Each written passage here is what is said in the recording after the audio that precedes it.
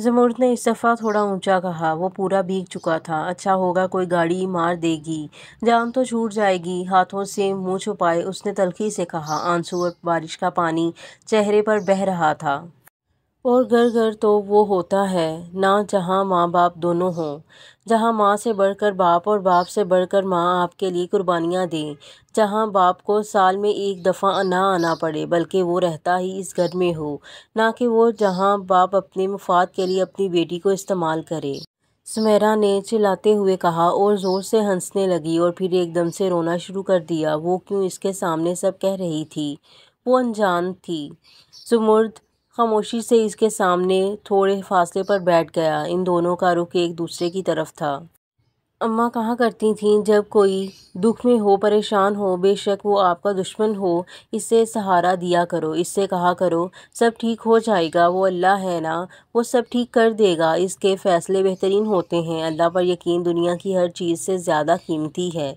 अल्लाह पे यकीन दुनिया की हर चीज़ से ज़्यादा कीमती है। ज़मुर्द ने इसे देखते हुए कहा। हर बच्चे का बाप इसके पास होता है, पर मेरे पास होते हुए भी वो मेरे पास ना थे। सुमेरा ने घुटनों में मुंह छुपाए हुए कहा और इसके कपड़े पूरे भीग चुके थे। अल्लाह पर यकीन दुनिया की हर चीज़ से ज़्यादा कीमती होता है। ज़मुर्द ने अपनी आवाज़ थोड़ी और बुलंद की। सबके अब्बू इनके लिए चीज़ें लाते हैं और मेरे अब्बू पैसे भेज देते हैं थे, जैसे पैसों से इनका प्यार भी मिलता था। घुटनों पे सर रखे वो अपने दिल की भड़ास निकाल रही थी। अल्लाह पर यकीन दुनिया की हर चीज़ से ज़्यादा कीमती होता है। ज़मुर्द ने वही अल्फाज दोहराए। बारिश यूं ही बरस रही थी और ऐसा लग रहा था वो सुमेरा के दिल से बोझ को भी बहा ही देगी। अब वो चाहते हैं मैं इनके दोस्त के बेटे से शादी कर लूं। अब उन्हें अपना हक याद आ गया है। हक के नाम पे वो मेरा सौदा कर रहे हैं, मैं उन्हें वो सौदा करने दूं? सुमेरा के आंसू अब थम चुके थे, मगर बारिश के नन्हे नन्हे कतरे चेहरे को भिगोए हुए थे। अल्लाह पर यकीन दुनिया की हर चीज़ से ज़्यादा कीमती होता है। ज़मुर्द ने इस बार बिल्कुल धीमे लहजे में कहा। इनकार, इनकी बात से इनकार का अंजाम पता है क्या? वो मेरी माँ को तलाक दे देंगे। सुमेरा ने एक झटके से सर उठा के इसे देखा, जबकि ज़मुर्द ने आंखें मींची। वो मेरी माँ को, मेरी अम्मी। अचानक वो चीखते हुए रुक गई। मेरी अम्मी ठीक हैं। इसे अब अपनी अम्मी याद आई थी। वो खड़ी हो गई थी और इसके साथ ज़मुर्द भी। शाम होने को आई थी। फ़ोन फ़ोन है आपके पास? बेताबी से ज़ुमुर्द से पूछा। गले में झूलता दुपट्टा जो अब ज़मीन को छू रहा था, बिखरे बाल, सूजी हुई आंखें। ज़मुर्द को इस पर तरस आया। ढाबे में चलें, देता हूँ फ़ोन आपको। वो दोनों ढाबे में आ गए। बारिश हल्की हो गई थी और अब सड़क पर रिक्शे और गाड़ियाँ भी नज़र आ रही थीं। बेशक इक्का दुक्का ही ज़ुमुर्द ने इसकी तरफ फ़ोन बढ़ाया। सुमेरा ने खामोशी से फ़ोन को देखा। दूसरा फ़ोन नहीं है, मुझे ये इस्तेमाल करना नहीं आता। फिर इसकी तरफ देखते हुए बेबसी से बोली। वो बट्टों वाला मोबाइल था। नहीं, आप नंबर बोले, मैं कॉल कर देता हूँ, ज़मुर्द ने लॉक खोलते हुए कहा। सुमेरा ने अम्मी का नंबर बताया। बेल जा रही थी पर कोई कॉल नहीं उठा रहा था। शायद मेरा फ़ोन इनके पास हो, मेरा नंबर लिखें। सुमेरा ने अपना नंबर लिखवाया पर इसका फ़ोन बंद था। अल्लाह जी, मैं क्या करूं? घर जाना था पर अम्मी परेशान हो रही होंगी, मेरे लिए उन्हें बताना था मैं ठीक हूँ। ज़मुर्द को देखते हुए इसने फिक्रमंदी से कहा। नफीसा? हाँ, नफीसा का नंबर याद है मुझे। इसे अचानक याद आया। ज़मुर्द ने इसका नंबर डायल किया। चंद लम्हों बाद कॉल उठा ली गई। कॉल अटेंड होने पर ज़मुर्द ने स्पीकर ऑन करके फ़ोन इसे दे दिया, क्योंकि काफ़ी दिनों से फ़ोन ख़राब था इसका और बिना स्पीकर की आवाज़ साफ सुनाई नहीं देती थी।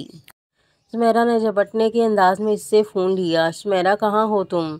नफीसा की परेशानी में डूबी हुई आवाज़ स्पीकर से बाहर आई। हम आंटी को अस्पताल लाए हैं, इनका बीपी बहुत हाई हो गया था और बेहोश अपने कमरे में पड़ी थी। नफीसा ने इसके सर में धमाका किया। इसके हाथ से फ़ोन छूटा और ज़मीन पर गिरा और वो दीवानावार सड़क की तरफ भागी, जबकि ज़मुर्द ने ज़मीन पर पड़ा अपना फ़ोन उठाया और वो भी इसके पीछे बढ़ा। सारी मेरी गलती है, मैं अपने गम में इनका गम भूल गई। वो बुड़बुड़ाती वापस पैदल भाग रही थी।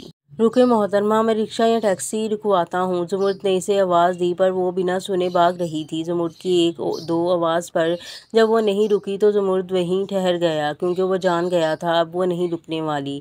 ढाबे पर आकर इसने दरवाजे को ताला लगाया। शाम होने वाली थी, इसे घर जाना था अब। فون کے ساتھ ساتھ اس نے زمین سے ایک اور چیز بھی اٹھائی تھی۔ وہ لاکٹ تھا، دل بنا ہوا، اس کے ساتھ لمبی سی چین۔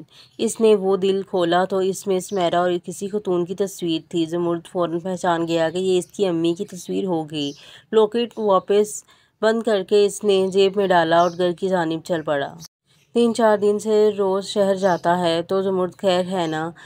بڑے ماموں نے زمرد سے پوچھا۔ جی تھوڑے عرصے حضرت کی جگہ جاتا ہوں، اسے کچھ کام تھے۔ زمرد نے زمین سے گھاس کا تنکا توڑتے ہوئے کہا۔ وہ اور اماں بڑے ماموں کے گھر آئے ہوئے تھے۔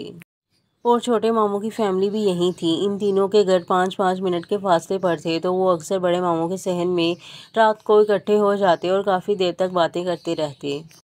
بڑے ماموں الخمیر اور ان کی اہلیہ روبینہ کے 2 بچے تھے، ایک 27 سالہ بیٹا فؤاد اور 21 سالہ بیٹی فاریہ، جبکہ چھوٹے ماموں امیر اور ان کی اہلیہ آسیہ کی ایک ہی بیٹی تھی سمرین، جو فاریہ کی ہم عمر ہی تھی۔ فؤاد اور سمرین کا رشتہ طے تھا بچپن سے ہی، پر نہ تو اس رشتے سے فؤاد خوش تھا اور نہ ہی سمرین، پر فی الحال وہ خاموش تھے کہ منگنی کی بات جب چلے گی تو تب بات کر لیں گے۔ جب بڑے ماموں نے فاریہ اور زمرد کے رشتے کی بات کی تو تب زمرد 15 سال کا تھا۔ تب خود ہی اس نے یہ کہہ کر منع کر دیا، میں فاریہ سے شادی نہیں کروں گا۔ وہ میرے لیے چھوٹی بہنوں کی طرح ہیں۔ اور یہ بات سچ بھی تھی۔ زمرد سمرین اور فاریہ کو بالکل بہنوں کی طرح چاہتا تھا، ان کے ناز و نخرے اسی طرح اٹھاتا۔ پھر 1 سال پہلے فاریہ کا رشتہ اس کے ماموں کے بیٹے سے طے ہو گیا، جو دوسرے گاؤں رہتا تھا۔ بڑے ماموں کا شہر میں کپڑوں کا کاروبار تھا۔ پہلے بڑے ماموں زیادہ وہاں ہوتے تھے، پر فؤاد کی پڑھائی کے بعد وہ زیادہ وہاں رہا کرتا تھا اور مہینے میں 2-3 دنوں کے لیے گاؤں آ جایا کرتا تھا۔ رات کے 8 بج رہے تھے۔ بڑے سارے لکڑیوں کی کرسیوں پہ بیٹھے تھے، جبکہ چھوٹی پارٹی زمین پر، کوئی پتھروں پر تو کوئی گھاس پر۔ تم ڈھابہ چلاتے ہو؟ چھوٹے ماموں نے حیرت سے پوچھا۔ جی۔ سمرین تمہارا پرس لے آیا تھا میں شہر سے، صبح اماں سے لے لینا، میں بھول گیا لانا۔ انہیں ایک لفظی جواب دے کر وہ سمرین سے مخاطب ہوا۔ وہ اور فؤاد ایک طرف بیٹھے ہوئے تھے، وہ دونوں دوسری طرف اور درمیان میں تھوڑے آگے بڑوں کی کرسیاں تھیں۔ جی بھائی، سمرین نے اس بات میں سر ہلایا۔ اور میری چوڑیاں؟ فاریہ نے بھی دانت نکالتے ہوئے پوچھا۔ وہ میں بھول گیا، معذرت خواہ لہجے میں کہتے اس نے کان پکڑے، جبکہ فاریہ نے ناراض نظروں سے اسے دیکھا۔ تم زمینوں پر کام کر لو یا پھر فؤاد کے ساتھ شہر چلے جاؤ، وہاں کام کرو، اور تم اپنی جگہ کسی اور کو ڈھابے میں بھیج دو، بڑے ماموں نے نرمی سے اس سے کہا، پر انہیں سچ میں غصہ آیا تھا یہ بات سن کے، جبکہ باقی سارے خاموشی سے انہیں دیکھ رہے تھے۔ میں نے عزت کو زبان دی ہے ماموں، اور دوسرا میں ابھی سوچوں گا کیا کرنا ہے، ویسے بھی بکریاں تو اب 2 ہی بچی ہیں، کچھ تو کرنا ہی پڑے گا۔ پر بیٹا ڈھابہ، ماموں نے کچھ کہنا چاہا، کیا برائی ہے ڈھابے میں لخمیر، اور ویسے بھی کوئی کام چھوٹا بڑا نہیں ہوتا، اگر ایک بندہ ایک جوس کا گلاس بھی خود سے محنت کر کے بنا کر بیچتا ہے اور اس کے بدلے میں اسے کچھ ملتا ہے تو وہ بھی انسان سے بہتر ہے جو حرام کے کاموں میں پڑا ہے۔ اس بار اماں نے اونچی آواز میں کہا۔ وہ کافی بوڑھی ہو گئی تھیں، پر چہرے پہ رونق یوں ہی برقرار تھی، پر نور چہرہ، ہمیشہ ایسا لگتا تھا جیسے چہرے پر چاند کی چاندنی پڑتی ہو۔ جبکہ زمرد کو وہی لڑکی یاد آ گئی، شاید وہ بھی اسی لیے یہ پوچھ رہی تھی کہ میں ڈھابے والا ہوں۔ بے اختیار اس کے لبوں کو مسکراہٹ نے چھوا۔ یہ جو ہلکا ہلکا مسکرایا جا رہا ہے، کیا راز ہے جو چھپایا جا رہا ہے؟ فؤاد نے اس کی کمر پر مکہ مارتے ہوئے کہا۔ راز بھی بتایا جائے گا کیا؟ مسکراہٹ دبائے زمرد نے بے نیازی سے کہا۔ میسنا فؤاد نے ناک سکوڑی، جبکہ زمرد ہنسنے لگا۔ ہنسنے سے اس کی دونوں آنکھوں کے گرد لکیریں پڑتی تھیں۔ بھوری آنکھیں، بھورے بال، صاف رنگت اور ہلکی ہلکی داڑھی اور مونچھیں۔ وہ بلا شبہ بہت ہینڈسم تھا۔ فؤاد اور اس میں کافی اچھی دوستی تھی بچپن سے ہی۔ پھر 10ویں کے بعد وہ شہر پڑھنے چلا گیا اور کافی مصروف بھی ہو گیا، جس وجہ سے ان میں اب وہ پہلے والی فرینکنیس نہیں رہی تھی، مگر اب بھی ساتھ بیٹھتے تو وہی پرانے والے یار بن جاتے تھے۔ زمرد کو بھی سب نے بولا 10ویں سے آگے پڑھنے کا، مگر اس نے منع کر دیا کہ آگے نہیں پڑھے گا، اگر کبھی دل کیا تو پرائیویٹ پیپر دے دے گا۔ پھر آہستہ آہستہ، جبکہ سمجھانے پر اس نے ایم اے کیا تھا، وہ بھی پرائیویٹ۔ آسمان پر چاند آج پورا دکھائی دے رہا تھا۔ آج ماہ کامل کی رات تھی۔ ٹھنڈی ٹھنڈی ہوا پورے گاؤں کی تازگی بخش رہی تھی، پر پورے گاؤں میں سناٹا چھایا ہوا تھا۔ رات کے 10 بج رہے تھے تو لوگ اپنے گھروں کے اندر تھے۔ گرمیوں میں گاؤں میں گرمی اس لیے زیادہ نہیں ہوتی کیونکہ درختوں کی وجہ سے ٹھنڈی ہوا جھول رہی ہوتی ہے۔ بڑے سے پتھر پہ بیٹھا وہ چاند کو دیکھ رہا تھا۔ جہاں وہ بیٹھا تھا وہاں سے تقریباً پورا گاؤں دکھائی دے رہا تھا۔ ماہ کامل کی رات وہ اس وقت تک یہاں بیٹھا ہوتا جب تک چاند اس کی نظروں کے سامنے ہوتا، اور پھر وہ بوجھل دل کے ساتھ اٹھ جاتا کیونکہ چاند کے بغیر وہاں بیٹھنا بیکار ہوتا تھا۔ رات کو روز ڈوب جاتا ہے، چاند کو تیرنا سیکھنا ہے۔ چاند کی طرف دیکھتے ہوئے اس نے شعر پڑھا۔